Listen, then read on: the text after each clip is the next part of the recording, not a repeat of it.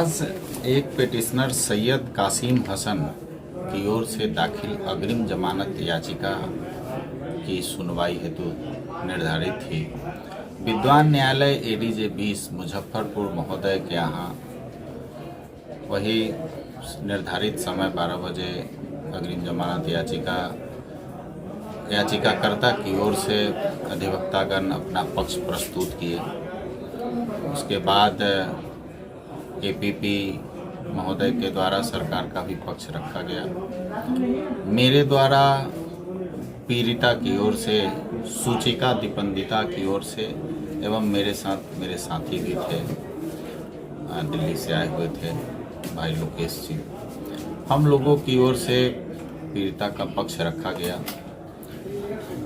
और अनुसंधान के क्रम में जो बातें आई थी घटना के समय, चूँकि ये घटना जैसा कि आप जानते हैं कि पूर्णतः आपराधिक षड्यंत्र पर आधारित है।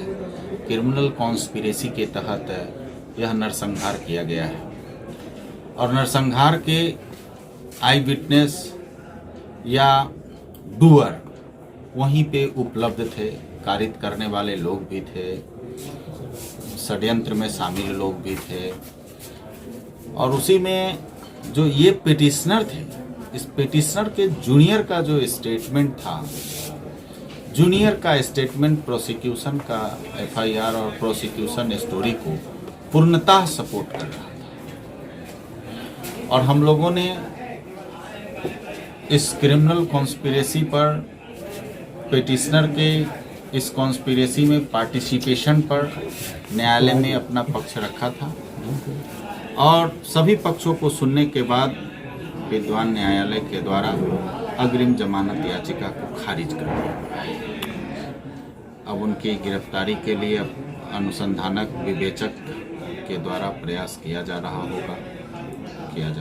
शुरू मामले में जो और आरोपी बनाए गए हैं, किन किन के द्वारा एबीपी और पिटिशन? देखिए, अभी एक और लोगों का था, रंजय ओंकार सिंह के ओर से अग्रिम जमानत याचिका दाखिल की गई थी, जो विद्वान न्यायालय एडीजे 20 में लंबित था, लेकिन उनकी ओर से उनके अधिवक्ता उपस्थित होकर समय ले लिए। हम लोग उसकी भी तैयारी में थे कि उसका भी पुरजोर विरोध करके आज ही अपना पक्ष रखेंगे और खारिज कराने का प्रयास करेंगे, लेकिन उनके अधिवक्ता के द्वारा समय ले लिया गया, इसलिए सुनवाई नहीं हुई। और एक जो काराधीन है विक्रांत कुमार शुक्ला उर्फ बिक्कू शुक्ला, उनकी ओर से नियमित जमानत याचिका दाखिल की गई है, जिसकी सुनवाई विद्वान जिला एवं सत्र न्यायाधीश महोदय मुजफ्फरपुर के यहाँ है। उसमें सामने पता चलेगा कि उसका क्या ट्रांसफर होगा या उन्हीं के यहाँ रेगुलरली सुनवाई हो। सैयद कासिम की गिरफ्तारी पहले क्यों लगा, मतलब उनके कासिम जी को लेकर?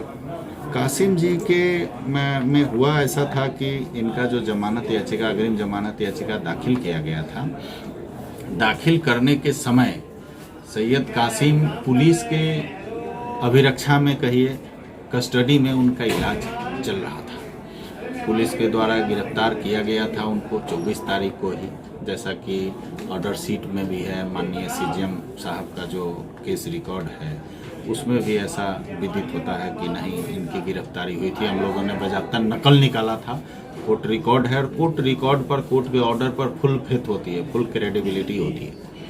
लेकिन इस बात को छुपाते हुए इनके द्वारा अग्रिम जमानत याचिका दाखिल कर दिया गया।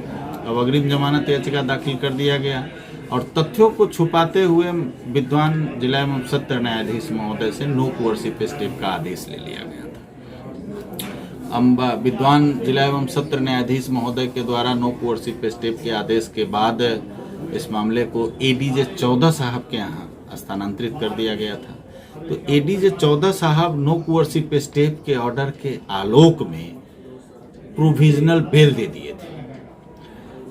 इसलिए दे दिए थे कि पिटिशनर को 24 तारीख को, 24 जुलाई को गिरफ्तार करने के बाद उसका इलाज कराया जा रहा था। जब वो ठीक हो गया, पिटिशनर को लाना था, थाना पर लाया गया पटना से, तो पिटिशनर की ओर से इस बात को रखा गया था कि हमको नो कोअर्सिव स्टेप का ऑर्डर है। पुलिस का कहना था 24 तारीख और कोर्ट रिकॉर्ड से लग रहा था 24 को गिरफ्तार हो चुके हैं। अब कोर्ट के पास ऑप्शन नहीं थी। कोर्ट के द्वारा विद्वान न्यायालय एडीजे 14 साहब के द्वारा प्रोविजनली बेल दे दिया गया, चूँकि पुलिस कस्टडी में थे। प्रोविजनली बेल दे दिया गया तो न्यायालय के द्वारा अनुसंधानक को बुलाया गया और अनुसंधानक से आवेदक के विरुद्ध घटना में संलिप्त होने का साक्ष्य की मांग की गई कि आप अगर इनको निरुद्ध करना चाहते हैं तो साक्ष्य दीजिए। और विवेचक के द्वारा साक्ष्य जमा करने में साक्ष्य संग्रह किया गया, साक्ष्य प्रस्तुत किया गया और इस कारण चूंकि उनको अग्रिम जमानत प्रोविजनली औपबंधिक रूप से जमानत दे दिया गया था तो वो समय चाह रहे थे और हम लोग इसका विरोध कर रहे थे। फाइनली आज सुनवाई हुई और क्या क्या परिचय हो गया? रत्नेश भारद्वाज, अधिवक्ता, व्यवहार न्यायालय, मुजफ्फरपुर।